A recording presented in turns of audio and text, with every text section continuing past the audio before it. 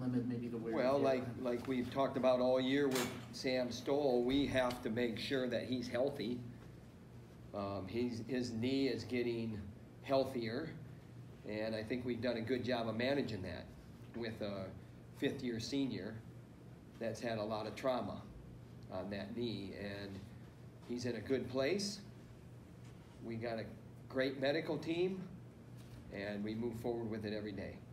We have one dual meet this weekend, so chances are we're going to see him.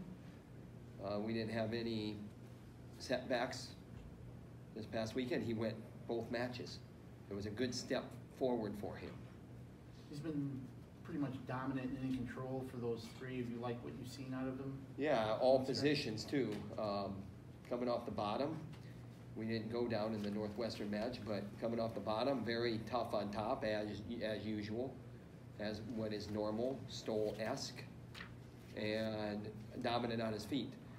I'm not sure that they're calling stalling right in his matches on his feet, but hey, that's the game. These referees are going to call stalling when you back out of bounds and it's blatant.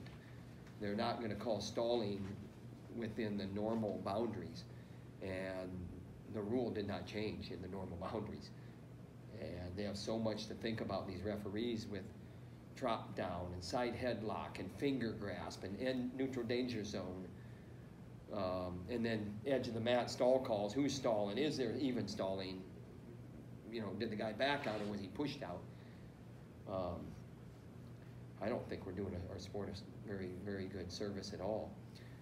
And I think that'll be addressed. I think our national coordinator feels that, and our rules editor is working hard on that, Tim Shields and Chuck Barbie, and I think we're headed in the right direction to reward action. Coach, on Sunday it looks like there's matchups in 7 of the bouts with ranked wrestlers. Is there any one in particular that you look at as a spotlight match where you really want to see something out of one of your guys? We have a challenge. There's some, 97. That's a stingy guy. You look at 84. That's a big match for us right there. And we're gonna look forward to that 157-pound match. But as you know, and me being a broken record, we got to get ready for all 10. We're going to put 10 guys on the mat, and we're going to expect to see 10 top-notch performances.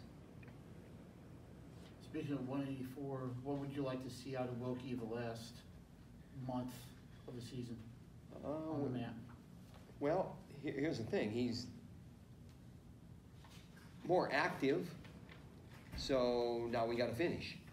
And it's not like the last month of huge adjustment from now. It's more finish.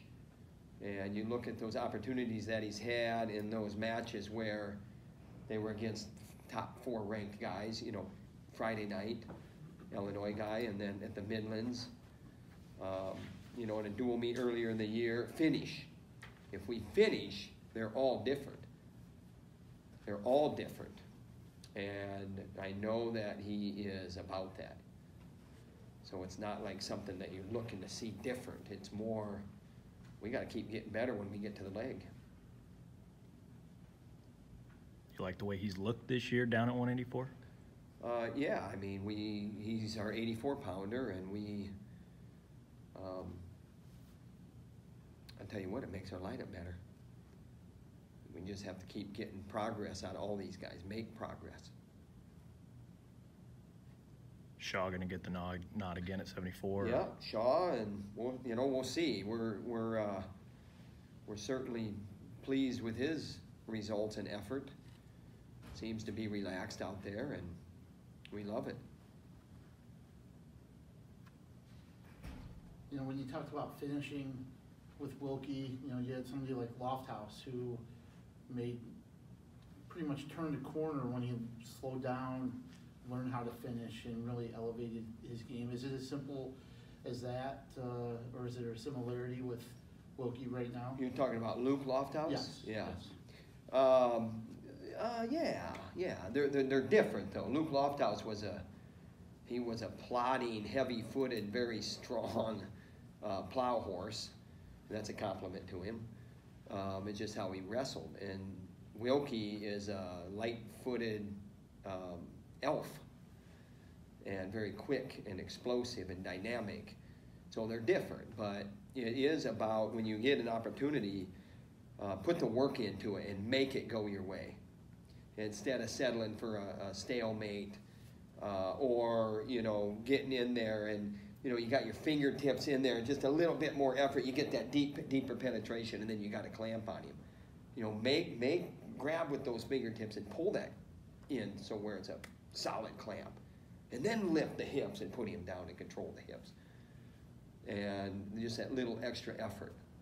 So, I mean, there's some similarities there in philosophy, but probably a little different method just because of how their skills were.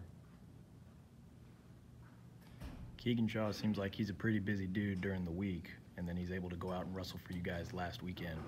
What I know he's a TA, but what else is there about him? Well, he's a TA and he's a professional, meaning he's a TA for a reason. It's not like he's a TA and it's overwhelming to him. He's a TA for a reason. That's a next step in his development for his career, for his education. So he's a very talented fella that way. And we got some good students on this team, and he's one of them. What does he kind of bring to the room that, he can kind of handle a busy schedule like that and also still go out and perform on the mat? Quiet perspective. He's a funny guy. He's ornery. He's got that grin on his face that you wonder what he's up to sometimes.